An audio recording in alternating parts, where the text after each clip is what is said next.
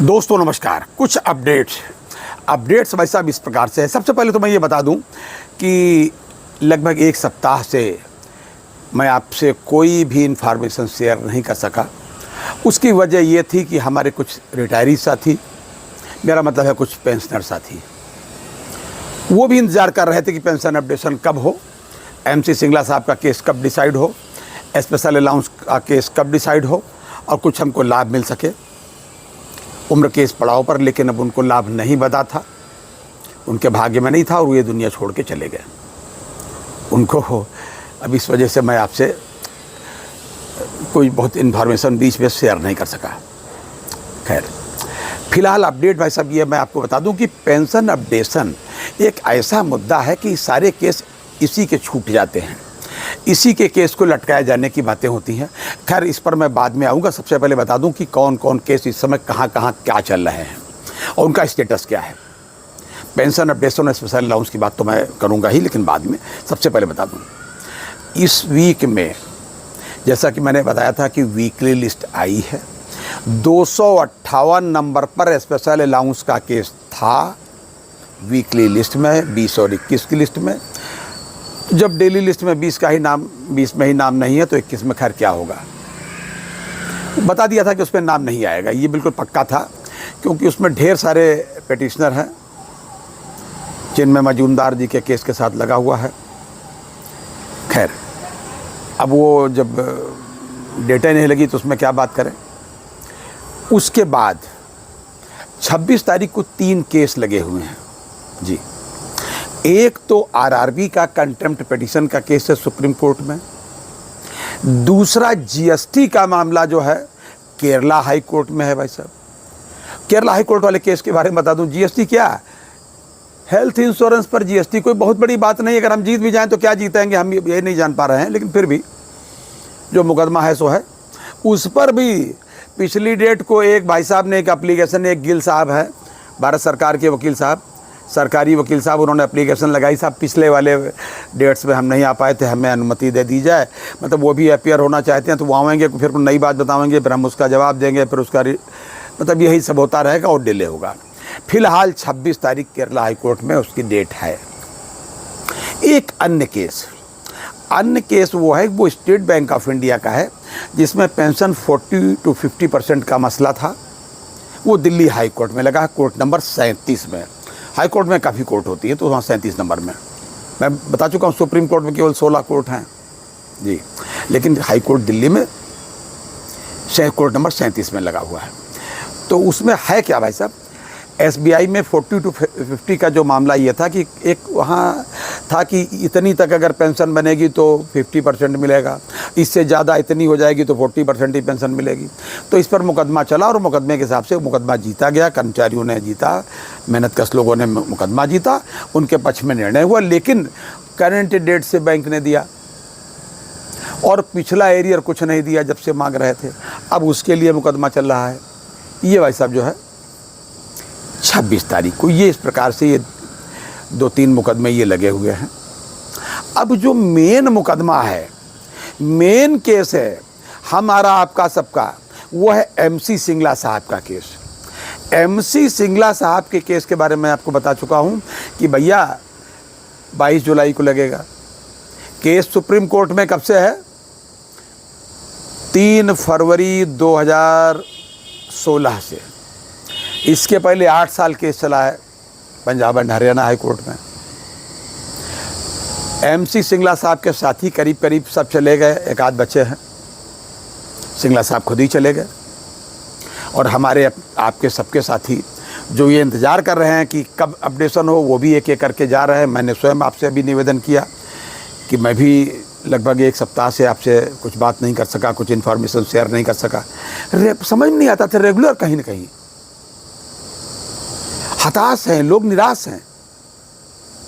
ये MC सिंगला साहब के केस की बात हुई। देखते हैं 22 तारीख को क्या होता है, 22 जुलाई को। दूसरा एक और केस भाई साहब जी, दूसरा एक और जो स्पेशल अलाउंस का केस है, उसके बारे में मैंने अभी आपको बताया कि उसमें लोग इतने पिटिशनर हैं कि अर्ली हियरिंग की कोई एप्लीकेशन नहीं लगा रहा है। बहुत ज़्यादा केस उसमें साथ में अटैच है। उसमें ग्रेचुटी का भी केस अटैच है, लिव इन कैशमेंट का भी केस अटैच है, मतलब कई केस उसमें हैं जैसे लगा हुआ है।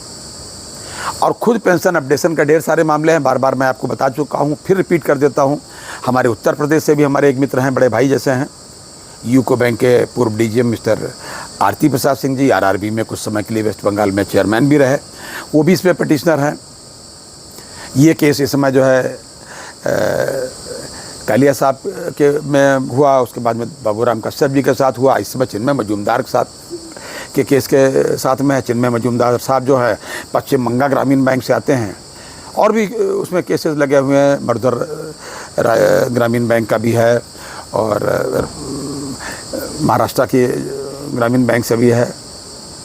आर के मखीजा साहब, राजकुमार जी उसमें पिटिशनर हैं, वो भी हमारे मित्र हैं। मैंने कई लोगों से निवेदन किया, लेकिन अभी तक किसी ने अर्ली हियरिंग की एप्लीकेशन नहीं लगाई, तो उसका लगे कहाँ से। 258 नंबर पे आया था, टहल गया, फिर देखें कब लगता है। ये पेंशन अपडेशन की ही बात हो रही है भाई साहब। भाई इसमें भी पेंशन अपडेशन होना है। स्पेशल अलाउंस का केस 10th सेटलमेंट के बाद का, इसमें इन लोगों को केवल लाभ होना है, बहुत ज़्यादा पुराने लोगों को नहीं होना है। और MC सिंगला साहब का जो मामला है उसमें तो एक तरफ से सबको लाभ होना है। पता नहीं पेंशन अपडेशन से इनको लोगों की इतना नाराज़गी क्या है।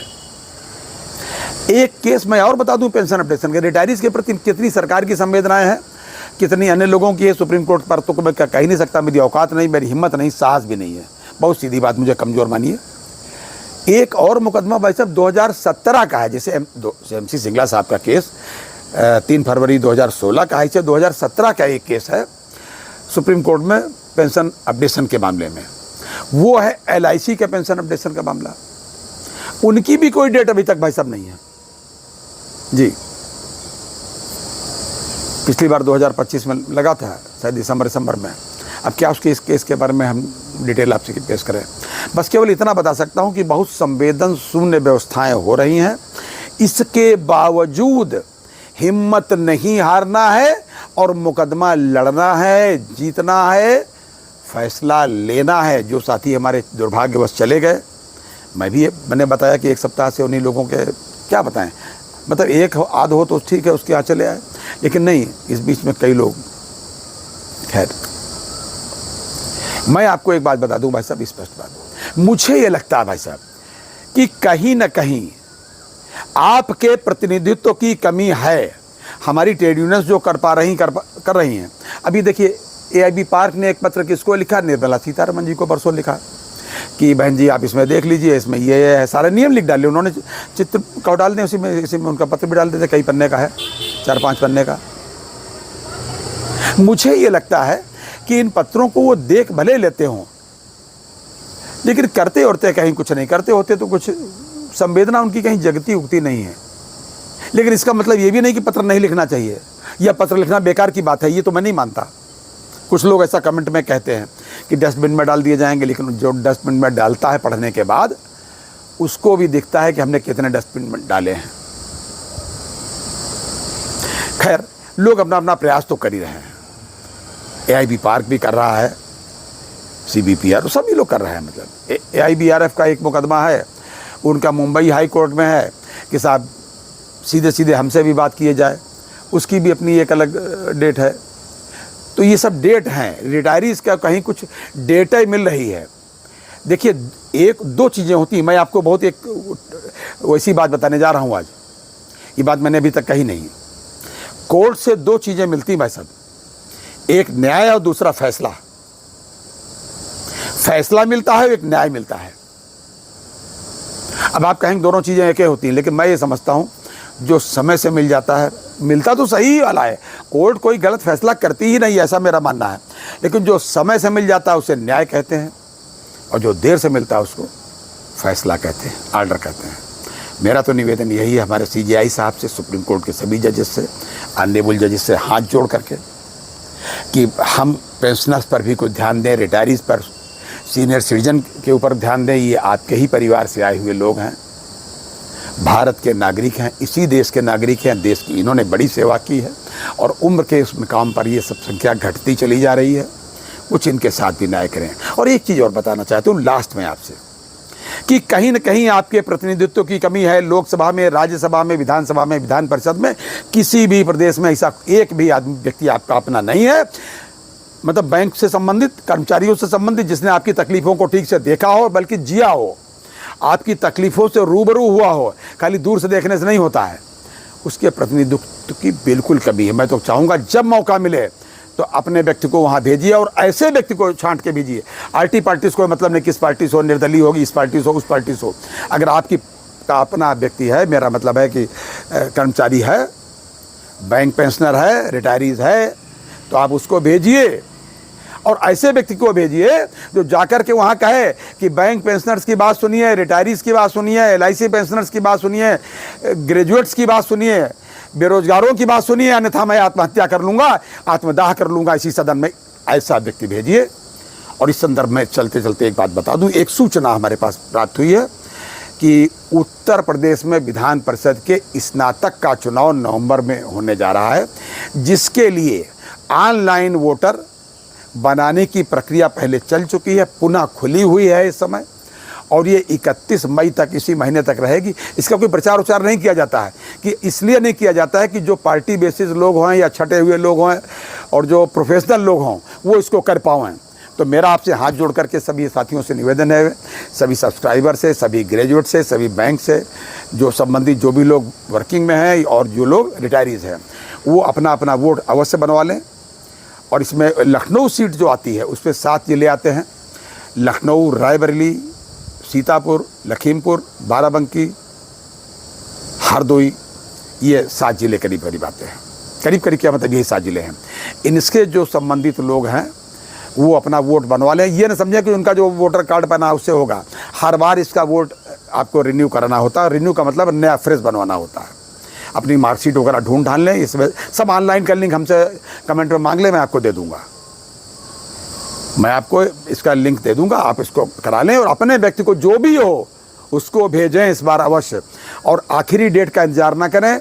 आज आप मेरा वीडियो सुने, तत्काल इस पर कार्रवाई करें और ऐसे व्यक्ति को भेजें। भाई अगर रिटायरीज है, कितने साल इस धरती पर रहेगा, कुछ काम अपने लोगों के लिए करके जाए, उसको प्राण दे देने पड़ेंगे वहाँ पर। और आज तक किसी ने ऐसा कहा है? अगर सदन में कोई खड़े होकर कह दे कि मैं अपने प्राण दे दूंगा अभी, वरना ये बात सुनिए, इनका मुकदमा, हमको मुकदमे की ज़रूरत क्या है? अगर सरकार हमारी बात मान ले, सही बात सुन ले, तो हमको मुकदमे की ज़रूरत क्या है? हम क्यों सुप्रीम कोर्ट में 10-10 साल, 15-15 साल, 20-20 साल वहाँ धक्के खाएं, या किसी भी कोर्ट में धक्के खाएं अगर सरकार हमारी बात सुन ले? तो प्लीज़ मैं फिर से आपसे निवेदन करूंगा, हम उधर मुकदमा भी लड़ेंगे और अपने व्यक्ति को सदन में भी भेजेंगे। आज का यही अपडेट था। फिर किसी अपडेट के साथ फिर हाजिर होते हैं, तब तक के लिए इजाज़त दीजिए। और हाँ, अपना वोट अवश्य बनवा लीजिए और अपनी सेहत का भाई साहब पूरा ध्यान रखिएगा। जय हिंद, जय भारत, नमस्कार।